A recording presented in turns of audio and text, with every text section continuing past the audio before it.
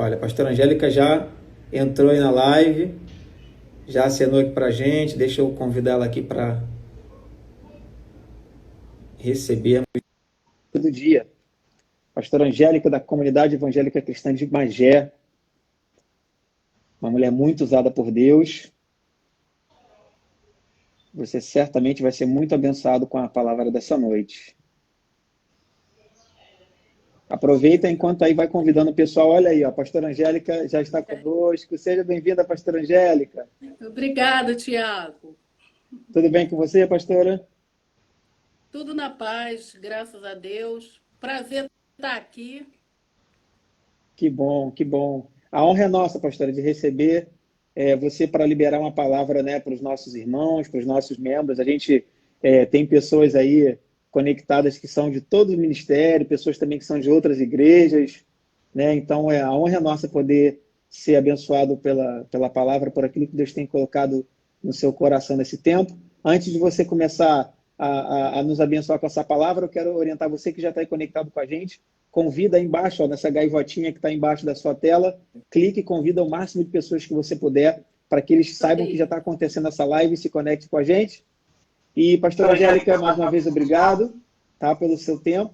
E eu queria passar a palavra para você, para que você pudesse liberar aquilo que Deus colocou no teu coração, para abençoar as nossas vidas nesse dia.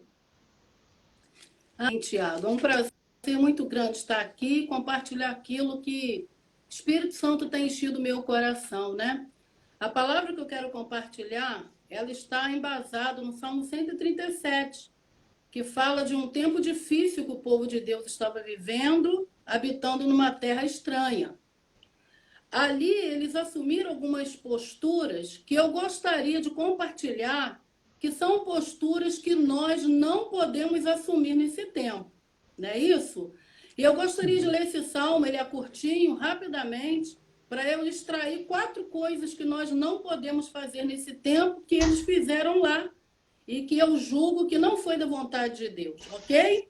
Amém. Então, o Salmo 137 diz assim: junto às fontes do rio da Babilônia, nós nos sentamos e choramos, com saudades de Sião. Ali nos salgueiros, penduramos as nossas harpas. Ali os nossos captores pediam-nos canções. Os nossos opressores exigiam canções alegres, dizendo: cantem para nós uma das canções de Sião. Como poderíamos cantar as canções do Senhor numa terra estrangeira? Que a minha mão direita dê fim, ó Jerusalém, e que a minha língua se grude ao céu da boca, se eu não me lembrar de ti e não considerar Jerusalém a minha maior alegria. Lembra-te, Senhor, dos edonitas, do que fizeram com Jerusalém quando foi destruída, pois gritavam: arrasem-na até os alicerces.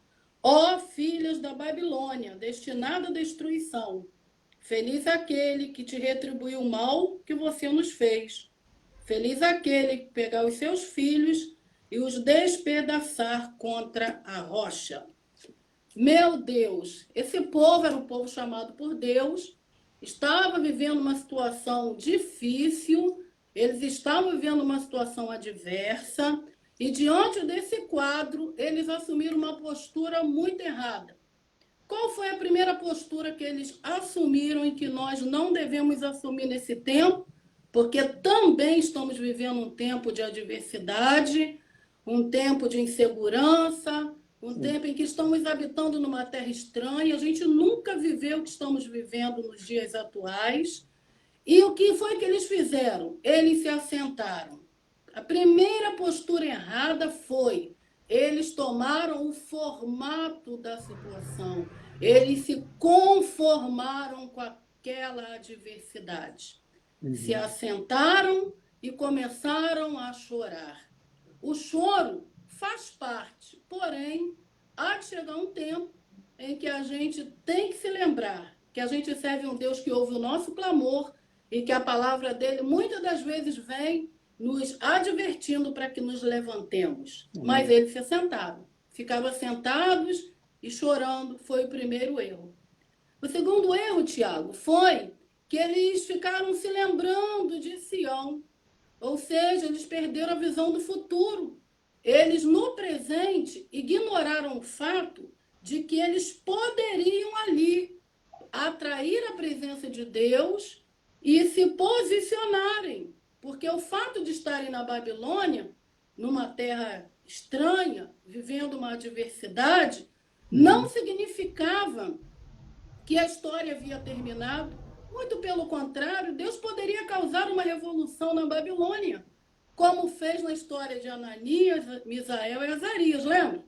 Quando eles estavam ali na Babilônia e não se curvaram diante da imagem e foram lançados na fornalha, o quarto homem aparece na fornalha, a Babilônia foi sacudida. E Daniel? Amém. A mesma história. Também era uma terra estranha, também era uma situação adversa, mas a postura foi completamente diferente. Eles se assentaram e ficaram lembrando do passado, quando estavam perdendo a oportunidade de, no presente, buscarem a Deus e terem uma visão do que Deus faria no futuro. Então, o segundo erro foi que eles ficaram olhando para trás. A gente não pode hoje ficar olhando para os tempos passados e lamentando e com o espírito saudosista. Estamos no meio de uma situação difícil, sim, mas nesse tempo a gente precisa botar o ouvido na boca de Deus para ouvir o que Deus está falando com a igreja e nos posicionar diante de sua palavra. Amém? Amém. Amém. Terceiro erro que eles cometeram. O que eles fizeram? Quando eles foram levados para lá, eles levaram a harpa, instrumento de adoração, de entronizar Jesus, o culto. Mas o que eles fizeram? Dependuraram, deram uma trégua. Eles, parece que a atitude deles traz uma mensagem para a gente que é a seguinte: parece que o culto ao Senhor em terra estranha não se encaixa. É tipo assim, a gente só vai adorar se a gente estiver em Jerusalém, a gente só vai cultuar a Deus se a gente estiver em situação favorável. Eles desconectaram o culto a Deus dentro da adversidade. Parece que eram duas coisas distintas, culto e adversidade, sendo que independente de onde a gente está e qual situação estejamos vivendo, nós precisamos adorar aquele que é o Rei dos Reis e Senhor dos Senhores. Amém, pastor. Eles dependuraram a harpa. Pensa, interromper a adoração, abriram mão do louvor, abriram mão do culto, abriram mão do ministério e, o que é mais chocante, que é um erro, os captores, ou seja, os opressores, pediam: cantem! As circunstâncias estavam gritando, os inimigos, tudo gritando para que eles se posicionassem. Cantem um dos cânticos de Sião. A fama deles havia chegado na Babilônia. Só que ao invés deles usarem essa situação para fazer valer a fama deles lá na Babilônia, o que eles argumentam?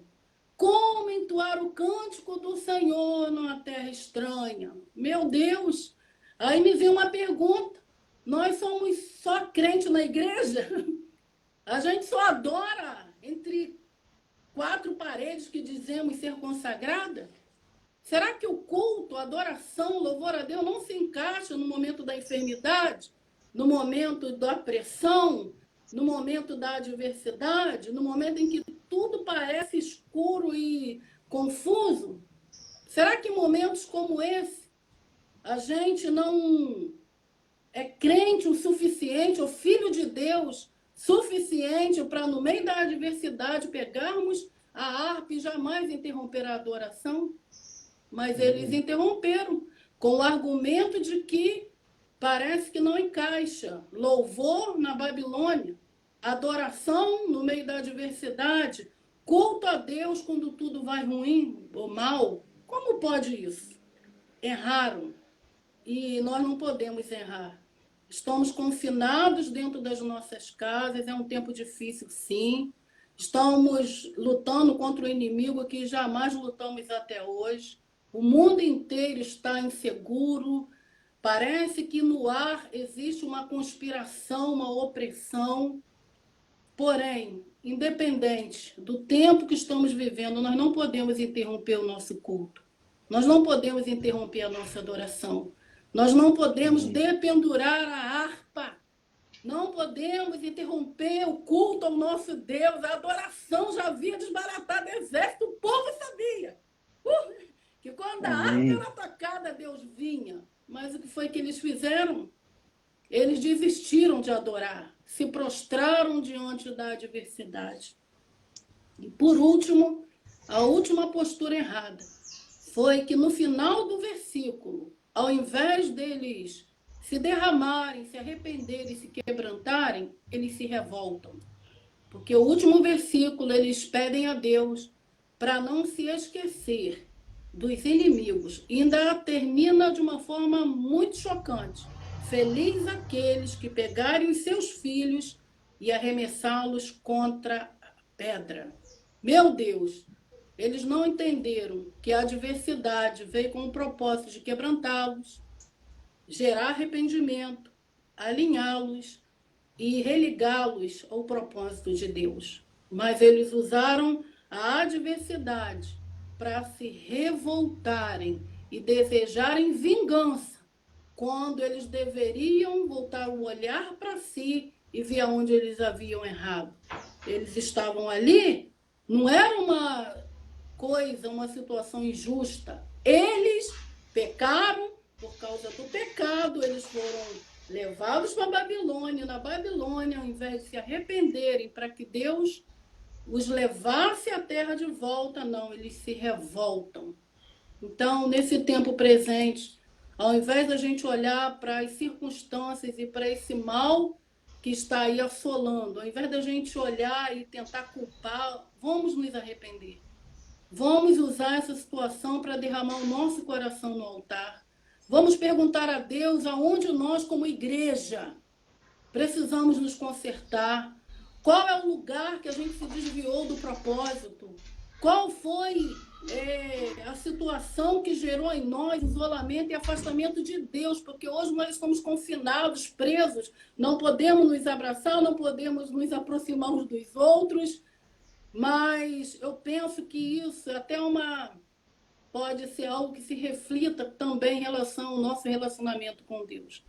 Porque, de alguma forma, a igreja se distanciou do propósito. E eu penso que esse é um grito do Espírito nesse tempo, chamando a igreja minha, é hora de vocês assumirem um lugar de quebrantamento, humilhação, arrependimento, alinharem os seus corações com os meus propósitos, e vocês verão que eu sou o Todo-Poderoso. Tiago, a gente em janeiro, final de janeiro, nós estivemos lá, clamou pelas nações em Belo Horizonte, e eu saí dali com o meu coração cheio, por ver que a mesma mensagem que está sendo pregada em Magé, Irajá, é a mesma mensagem que está sendo pregada nos 4 cantos da terra. É hora da igreja se levantar.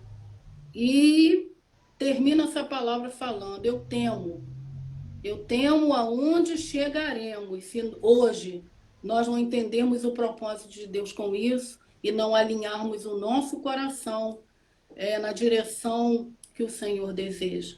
Então, essa é a palavra. O Espírito Santo está gritando. Esse coronavírus nada mais é do que o Espírito Santo, Deus querendo sacudir a terra, mas a começar pela sua igreja, seus filhos que somos nós.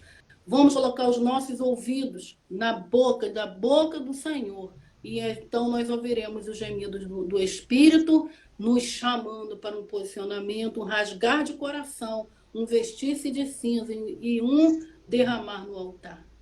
Amém? Amém, amém, pastora. Olha, querida, espero que você aí que está assistindo essa mensagem, que você esteja conectado no Espírito, entendendo tudo que o Espírito Santo está falando na sua igreja nesses dias. Sabe, na adversidade não pare na adversidade. Sabe, pastora, você falando, eu lembro que a Bíblia diz que todas as coisas cooperam para o bem daqueles que amam a Deus. Até as adversidades são para o nosso bem, são para o nosso bem. Toda oportunidade de Deus falar com a gente, de levar a gente ao próximo nível, de fazer a gente crescer. Né? Eu creio nisso também, pastor, eu creio. Muito obrigado por essa palavra, pastor. Eu queria te pedir se você pudesse orar por todos aqueles que estão conectados aqui com a gente. Já tem mais de 140 pessoas conectadas aí assistindo essa palavra e depois, por mais 24 horas, ela vai ficar no story da comunidade para outras pessoas assistirem. Mas eu te queria pedir que você pudesse orar, abençoando, né, todos que estão nos assistindo nesse momento. Amém, amém. Senhor, eu declaro sobre a sua igreja. Eu declaro, Senhor, revelação dos teus propósitos. Senhor, eu declaro que a tua noiva terá sensibilidade para ouvir a tua voz nesse tempo, Senhor. É tempo de derramarmos os nossos corações, alinhar os nossos corações com os teus propósitos.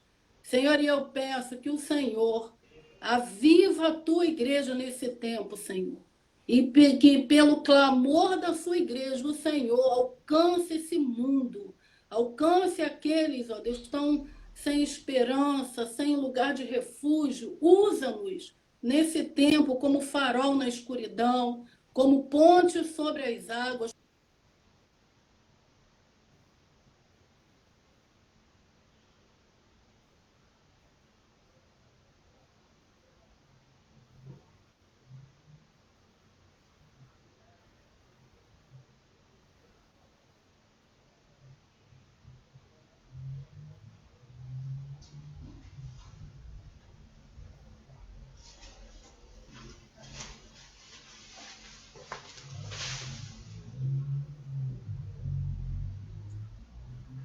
Opa, pessoal, parece que a pastora Angélica caiu a conexão.